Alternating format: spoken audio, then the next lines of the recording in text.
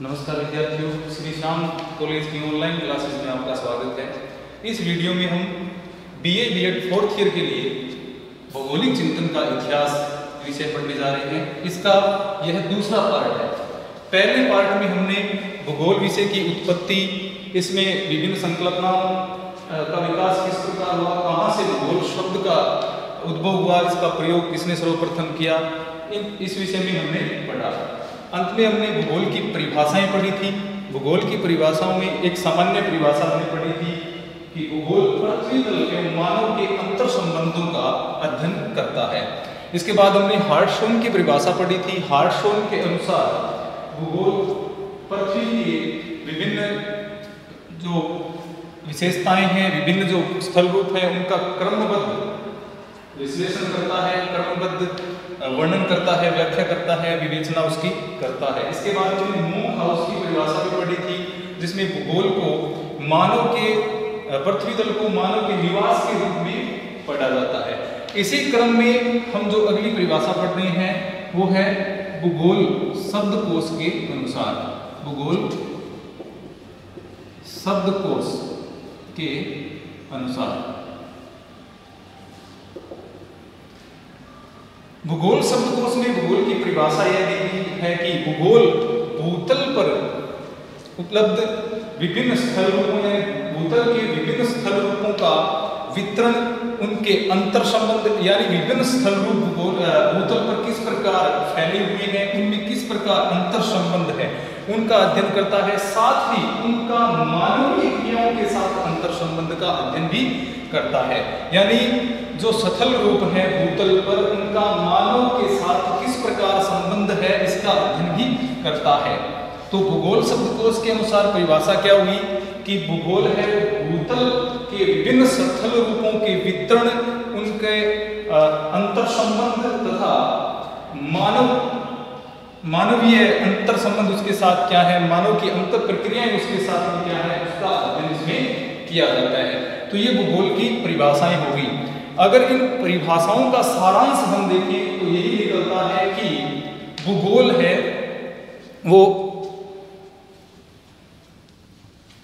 भूगोल पृथ्वी तल तथा मानव के अंतर संबंधों का अध्ययन करता है। अंतर संबंध कह सकते हैं, पृथ्वी तल तथा मानव के अंतर संबंधों का अध्ययन करता है भूगोल में।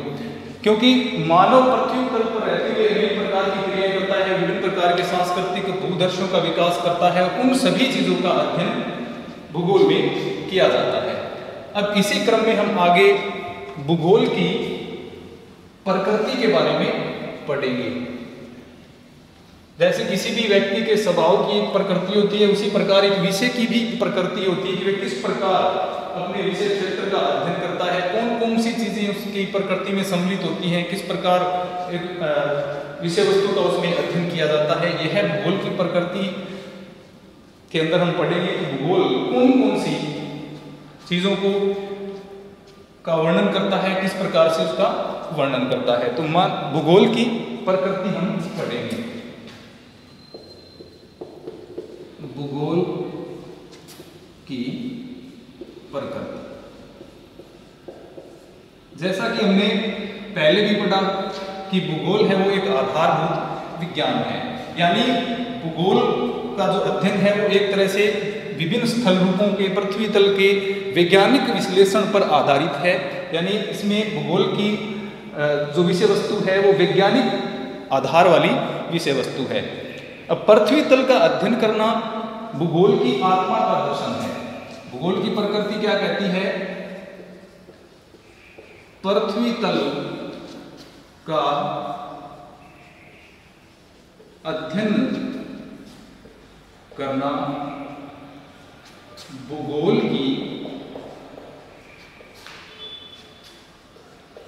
आत्मा का दर्शन है।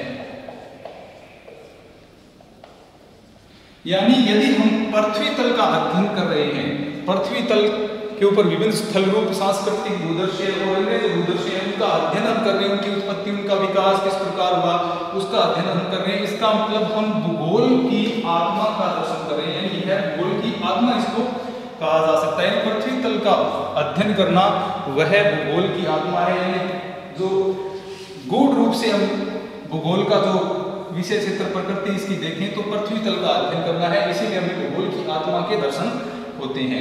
यानी कहीं ना कहीं मुख्य उद्देश्य, प्रारंभिक उद्देश्य जो भूगोल का है वो पृथ्वी तल का अध्ययन करना है। भूगोल की जो प्रकृति है वो भूतल पर होने वाले जो विभिन्न परिवर्तन है, भूतल पर होने वाले विभिन्न परिवर्तन, भूतल पर परिवर्तन यानी विभिन्न प्रकार के जो दृश्य भूदृश्य उपलब्ध है उनमें परिवर्तन होते रहते हैं, कोई भी चीज़ स्थायी नहीं है, बदलाव होते रहते हैं, विकास होता रहता है, किसी में उत्थान किसी में पतन होता रहता है। तो भूगोल विषय की जो प्रकृति है वो भूगोल विषय की जो प्रकृति है वो भूतल पर होने वाले जो विभिन्न परिवर्तन है, भूतल पर होने वाले परिवर्तन,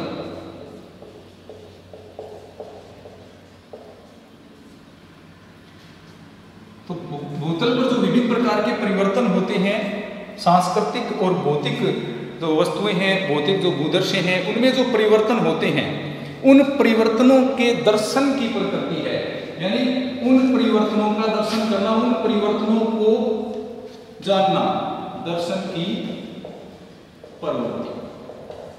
यानी भूतल पर होने वाले जो परिवर्तन है उन परिवर्तनों को जानना, कौन कौन से परिवर्तन हो रहे हैं, उनके पीछे क्या शक्तियां कार्य कर रही है, कितना समय उस परिवर्तन में लग रहा है, कौन से कारक उसके पीछे कार्य कर रहे हैं, इस विषय में जानने की जो प्रकृति है वो भूगोल की है। तो ये सामान्य शब्दों में हम कहें तो भूगोल कालक्रमानुसार जो भूदृश्य परिवर्तन होते रहते हैं, परिवर्तित होते रहते हैं, उनके बारे में अध्ययन करना इसकी प्रवृत्ति है, इसकी प्रकृति है।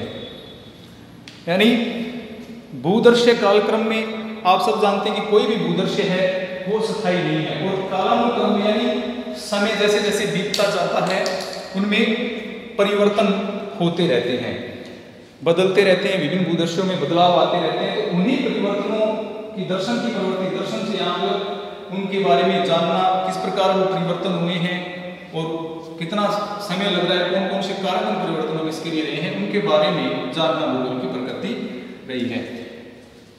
तो इन परिवर्तनों के लिए जो उत्तरदायी कारक होते हैं, इन परिवर्तनों के जो लक्षण होते हैं, यानी जो भी परिवर्तन भूतल पर होते हैं उनके पीछे कोई कारक अवश्य कार्य करता है।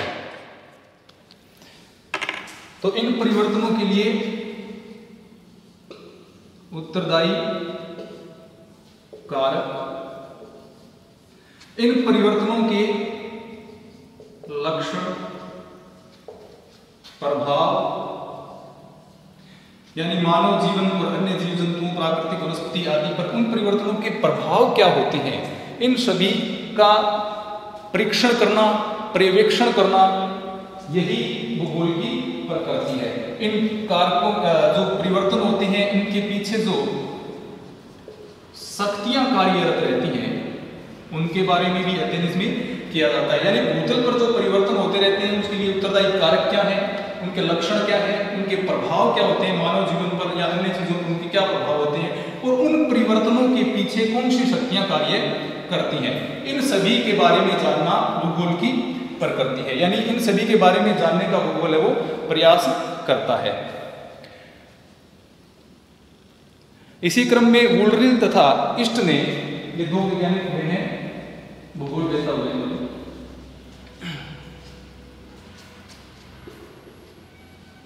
वुलरिल तथा इस्ट, इनकी एक पुस्तक थी भूगोल की आत्मा और उसके उद्देश्य। यानी वुलरिल और इस्ट की जो पुस्तक है भूगोल की आत्मा और उद्देश्य, यानी भूगोल की आत्मा में क्या निहित है, यानी इसके आंतरिक विषय वस्तु के रूप में इसमें क्या चीजें आती हैं और इसका उद्देश्य क्या है, यानी भूगोल किस प्रकार अध्ययन करता है और उसका उद्देश्य क्या रहता है, वो इस पुस्तक का नाम था भूगोल की आत्मा और उद्देश्य। इस पुस्तक में इन्होंने लिखा कि भूगोल में भू क्षेत्रों और मानव का अध्ययन किया जाता है, यानी भूगोल में भू क्षेत्रों तथा मानव का अध्ययन किया जाता है। भू क्षेत्र तथा मानव का अध्ययन। तो इन्होंने क्या बताया कि भू क्षेत्र तथा मानव का अध्ययन भूगोल में किया जाता है। तो वुलरेल और ईस्ट की जो पुस्तक थी भूगोल की आत्मा और उसके उद्देश्य, उसमें इस प्रकार लिखा हुआ है कि भूगोल में भू क्षेत्र और मानव का अध्ययन किया जाता है। इन्होंने भूगोल की प्रकृति के कुछ बिंदु भी बताए हैं, जैसे पहले नंबर पर भूतल का वैज्ञानिक अध्ययन करना है वो भूगोल की प्रकृति है। नंबर 1, भूतल का वैज्ञानिक अध्ययन करना भूगोल की प्रकृति है। यानी भूगोल है वो भूतल का यानी पृथ्वी तल का अर्थ सरफेस जो है उसका वैज्ञानिक अध्ययन करता है। वैज्ञानिक अध्ययन से मतलब यहाँ पर किस प्रकार भूतल पृथ्वी की उत्पत्ति हुई, भूतल पर जो परिवर्तन हो रहे हैं उनके पीछे क्या शक्तियां कार्यरत रहती हैं और जो परिवर्तन हो रहे हैं उसके लक्षण क्या है, उनके प्रभाव क्या होते हैं आदि का वैज्ञानिक अध्ययन इसमें किया जाता है। तो ये पहला बिंदु हो गया। दूसरा इन्होंने बताया कि भूतल की भिन्नताओं के आधार पर पृथ्वी के प्राकृतिक भागों का अध्ययन करना, यानी भूतल पर बहुत सारी भिन्नताएं पाई जाती हैं, उनके आधार पर विभिन्न जो भौगोलिक भूदृश्य हैं उनका अध्ययन करना, यानी भूतल पर पाई जाने वाली भिन्नताओं के आधार पर पृथ्वी के प्राकृतिक भागों का अध्ययन करना। भूतल की विभिन्नताओं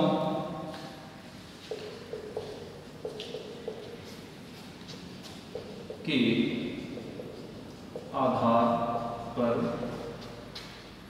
प्राकृतिक भागों का अध्ययन। तो ये दूसरा बिंदु हो गया कि भूतल की विभिन्नताएं हैं। भूतल पर बहुत सारी विभिन्नताएं पाई जाती हैं, आपको पता है एक जैसी स्थलाकृतियां एक जैसे भूरूप नहीं पाए जाते हैं, पर्वत पठार मैदान खाइयां इस प्रकार अलग अलग जो भूरूप पाए जाते हैं और विभिन्न प्रकार के जो प्राकृतिक विभाग हैं, जैसे कोई वन प्रदेश हो गया तो उसके अंदर किस प्रकार की मिट्टियां पाई जाती हैं, किस प्रकार की जलवायु पाई जाती है, कौन सी वनस्पतियां पाई जाती हैं, उनके बारे में अध्ययन करना। यानी भूतल के ऊपर जो विभिन्नताएं पाई जाती हैं उनके आधार पर जो प्राकृतिक भाग हैं उनका अध्ययन करना भूगोल की प्रकृति है। तो इस प्रकार ये दोनों जो हमने पढ़े इसमें वैज्ञानिक अध्ययन करना भूतल का और दूसरा भी भूतल से ही संबंधित है, यानी भूतल की जो विभिन्नताएं हैं उसके आधार पर प्राकृतिक भागों का अध्ययन करना, यानी मुख्य विषय वस्तु क्या रहती है भूतल।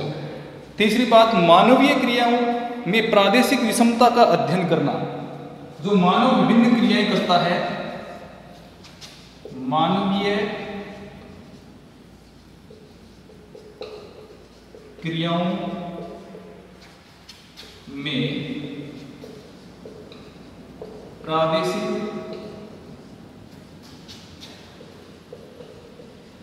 विषमताओं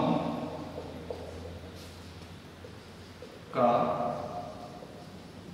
अध्ययन करना।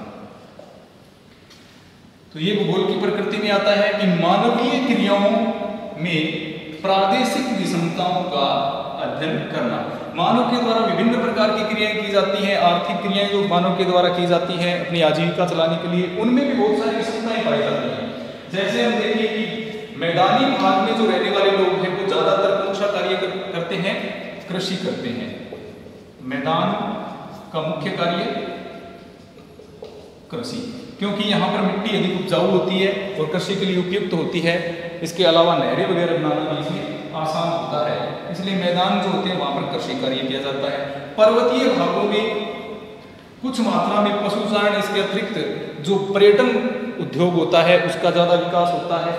मरुस्थलीय इलाके जो होते हैं उनमें पशुचारण जो है वो मुख्य क्रिया होती है। मरुस्थल में पशुचारण।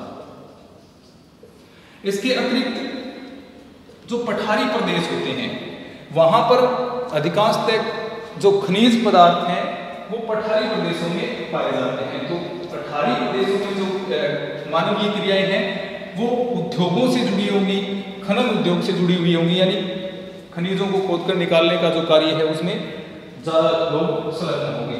तो इस प्रकार भूगोल की प्रकृति मानवीय क्रियाओं में प्रादेशिक विषमताओं का अध्ययन करना भी है, यानी कौन से प्रदेश में मानव कौन सी विशेष प्रकार की क्रियाएं करता है इसका अध्ययन करना भी भूगोल की प्रकृति के अंतर्गत आता है। इसके अतिरिक्त भूगोल की प्रकृति में भौतिक एवं मानवीय तथ्यों के पारस्परिक संबंधों का अध्ययन भी किया जाता है।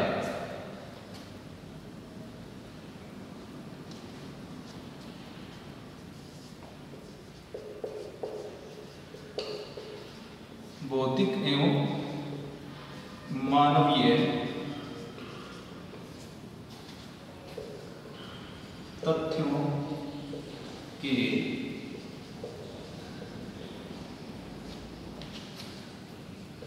पारस्परिक संबंधों का अध्ययन, यानी भूगोल की प्रकृति के अंतर्गत क्या आता है? भौतिक एवं मानवीय तथ्य, यानी जो भौतिक तथ्य होते हैं किसी भी प्रदेश की, जो जलवायु है, वहाँ की मिट्टियाँ हैं, वहाँ का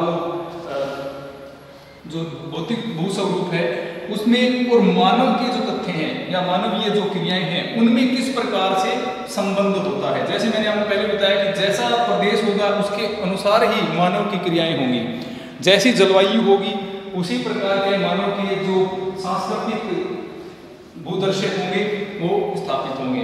अब जैसे भौतिक पर्यावरण का प्रभाव मानव के ऊपर देखें तो ठंडे जो प्रदेश होते हैं जहां पर बर्फ गिरती है वहां पर मकानों की छतें इस प्रकार की होंगी, यानी तिरछी छतों वाले मकान बनाए जाते हैं ताकि इनके ऊपर बर्फ न ठहरे। इसके अतिरिक्त जहां पर गर्मी ज्यादा पड़ती है या वर्षा कम वर्षा वाले भी जो क्षेत्र हैं वहां पर सपाट छतों वाले मकान बनाए जाते हैं। इसी प्रकार मानव की जो वेशभूषा है उसके ऊपर भी इसका प्रभाव देखने को मिलता है भौतिक पर्यावरण का। जैसे ठंडे प्रदेशों में लोग ऊनी वस्त्र पहनते हैं, इसके अतिरिक्त जो गर्म प्रदेश है वहाँ पर कम और जो हल्के वस्त्र है वो पहने जाते हैं। तो इस प्रकार भौतिक पर्यावरण का मानवीय तथ्यों के साथ पारस्परिक संबंध है, यानी मानवीय क्रियाएं जो है, मानवीय तथ्य जो है भौतिक पर्यावरण के द्वारा नियंत्रित होते हैं। उनका भी अध्ययन करना भूगोल की प्रकृति में समाहित रहता है। तो ये जो मुख्य बिंदु हैं जो भूगोल की प्रकृति में वुलरिग तथा हिस्ट ने बताए हैं। तो पहला था भूतल का वैज्ञानिक अध्ययन करना, भूगोल की प्रकृति है। भूतल की विभिन्नताओं के आधार पर प्राकृतिक भागों का अध्ययन करना। इसके बाद मानवीय क्रियाओं में प्रादेशिक विषमताओं का अध्ययन करना। इसके अतिरिक्त भौतिक एवं मानवीय तथ्यों के पारस्परिक संबंधों का अध्ययन करना भी भूगोल की प्रकृति है। तो इस प्रकार भूगोल की प्रकृति जो है एक व्यापक है, इसमें बहुत सारे जो विषय हैं उनको सम्मिलित किया गया है, यानी भूतल से संबंधित जितनी भी विषय हैं, जितनी भी क्रियाएं हैं उसको भूगोल की प्रकृति में समाहित किया गया है। क्योंकि भूगोल की प्रकृति है जो भौतिक विज्ञान जो है उनको और सामाजिक विज्ञानों के मध्य एक सेतु बंधन का कार्य करती है।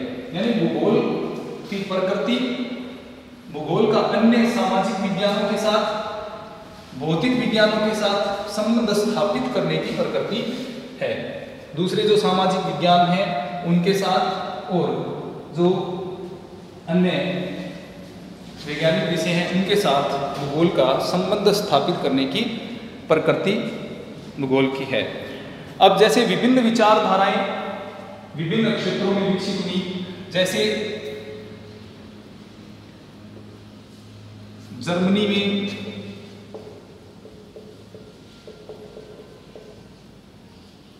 लैंडस्केप, इसके अतिरिक्त फ्रांस में मानव पारिस्थितिकी, फ्रांस मानव पारिस्थितिकी। इसी प्रकार अन्य क्षेत्रों में भी अलग अलग विचारधाराएं विकसित हुई। इसके जैसे अमेरिका में अवस्थिति की विचारधारा,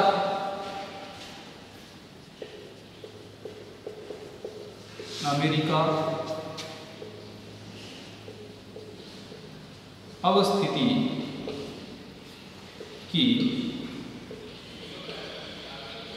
विचारधारा, और जो रूस के विद्वान हैं उन्होंने जो विचारधारा विकसित की थी वह थी सममित या समाकल प्रदेश की विचारधारा। यानी रूस की जो विचारधारा है वो कौन सी थी? सममित या समाकल प्रदेश की विचारधारा।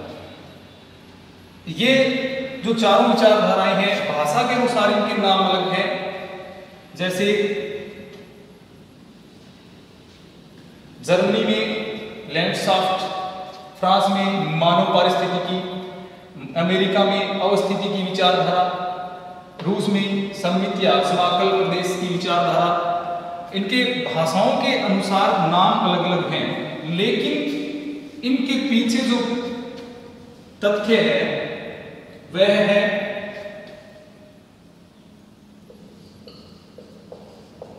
प्रदेश का अध्ययन, भूतल का अध्ययन। भाषा के आधार पर इनके नामकरण अलग अलग हुए हैं, लेकिन इनके पीछे एक ही विचारधारा कार्य करती है और वह है, इनका अभिप्राय एक ही है, केवल भाषा के अनुसार ये शब्दावलियां अलग अलग हैं। भूगोल की प्रकृति और मानवीय कारकों के जो अंतर संबंध हैं उनका अध्ययन करना ही इनका मुख्य उद्देश्य है। यानी मानव और भूतल के मध्य जो अंतर संबंध है, यही भूगोल की परिभाषा है कि मानव और भूतल के अंतर संबंधों का अध्ययन करना। और ये विचारधाराएं हैं, इनका जो मुख्य उद्देश्य था वो भूतल का अध्ययन करना था, और वो भी किसके साथ? मानव के संबंध में। यानी मानव के साथ इसके क्या अंतर संबंध है, इसका अध्ययन करना ही इन विचारधाराओं का मुख्य उद्देश्य था। तो इस प्रकार इनके नाम अलग अलग हैं, लेकिन इनका उद्देश्य क्या है? एक ही है। इस प्रकार हमने देखा कि भूगोल की प्रकृति है वो एक व्यापक क्षेत्र रखती है और इसमें बहुत सारी विचारधाराएं जुड़ी हुई हैं, लेकिन इसके पीछे एक ही कार्य है, भूतल का अध्ययन। इस प्रकार हम समझ सकते हैं कि भूतल का जो अध्ययन करना है वो भूगोल की आत्मा का दर्शन करना है। तो इस क्लास में हमने भूगोल की प्रकृति, उसकी परिभाषा के बारे में जाना। अगले क्लास में हम भूगोल के विषय क्षेत्र के बारे में विस्तार से